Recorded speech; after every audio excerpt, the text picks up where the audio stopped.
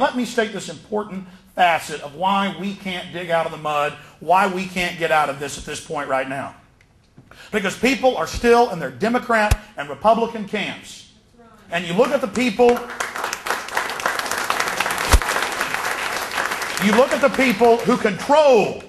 who control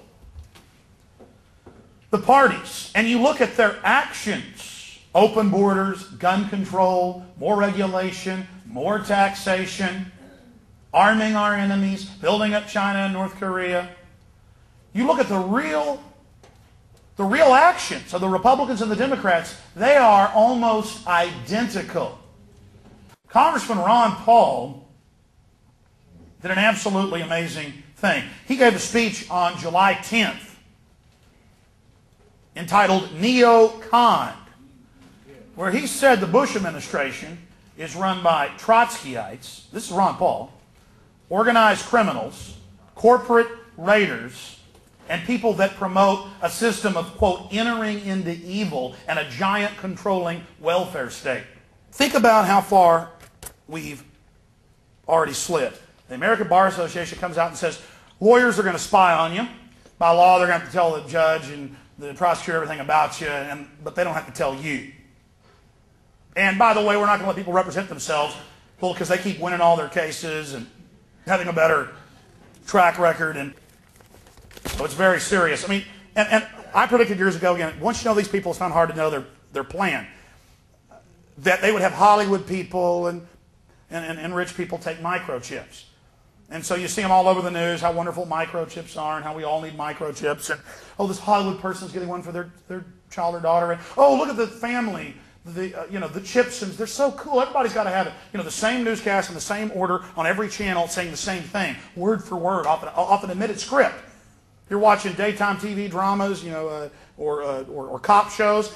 Man, that kid wouldn't have gotten kidnapped if he just had the Applied Digital Solutions chip. It's like the satellite tracking. Ooh, I have OnStar. It's a status symbol. You need to have them remove that if you buy a Chevy vehicle, because now it's standard on all the new ones. And that's the same federal package. Ford's announcing to make GPS standard C. Oh, it's standard, and by the way, there's a tax, and by the way, we set this up 5-6 years ago. See the premeditated nature of it? See how they build the infrastructure and then put us into it? I remember 4 years ago being on the radio and going, here's the Army War College document. Here is the public plan. They're talking about hive minds, connecting us all in by law with microchips in our brains by 2025. The Army War College brags how they'll use the media and hype and peer pressure to get the people to accept what they would have never accepted without the brainwashing, the conditioning. And people go, man, you flipped out. I can't believe that. And I put a link on my website to the Army's website, .mil, and they go, I can't believe they're saying that. The Army's job is going to be implanting every citizen with their own chip. But they actually said that. And then everybody saw on the news the last 2 years after the terror attack, they suddenly played up child kidnappings that were actually way down, but they played them way up and said, what's the answer? And suddenly on every network at the same time, microchips, implantable microchips to track and trace you.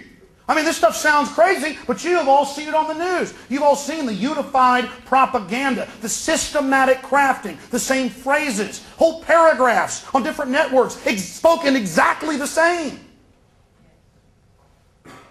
And see, that goes into the nature of the staged events. They're calling it a Patriot Act debate nationwide. Ashcroft's hearing your concerns. They drive the guy in secretly to the hotel where he gives a speech. No one is allowed in. They frisk the media.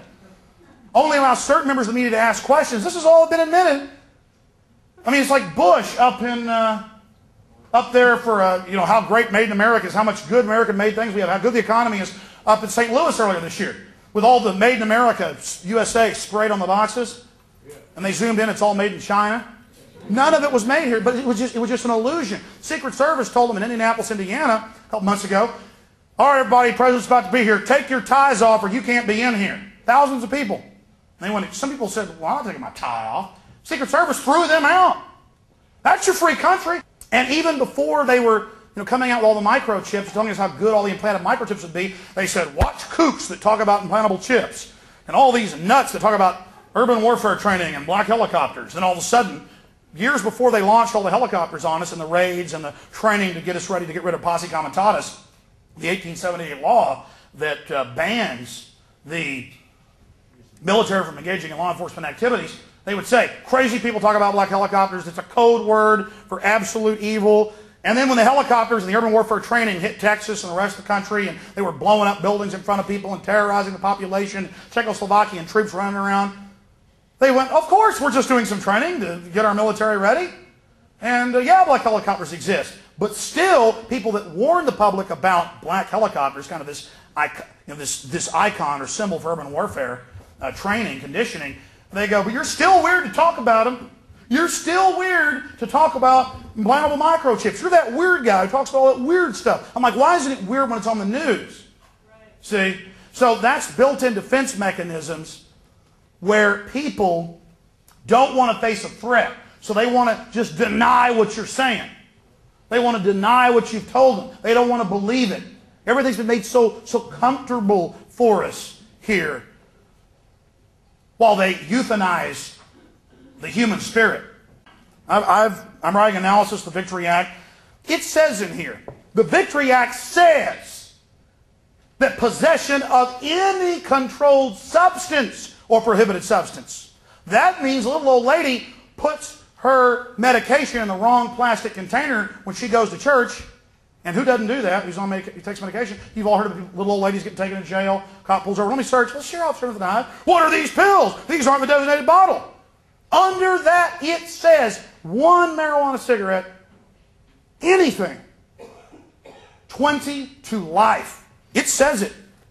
It says it in the Victory Act, word for word. And it says it's an act of terrorism. And before they announced this evil law, before Ashcroft went on his ridiculous Carnival Barker roadshow, arming enemies, arming terrorists. There are as many examples of this as there are fish in a good-sized lake. I mean, it's amazing. Here's one, Time Magazine, and they just admit this now. Nukes to North Korea from Nashville. And it says, yeah, these conservative groups that own these big weapons companies, they've been selling all the nuke stuff to Kim Jong-il in North Korea. Now we're going to have World War III to fix it. Well, that's all right. But we had to go in there and get Saddam, man. He had some aluminum tubing.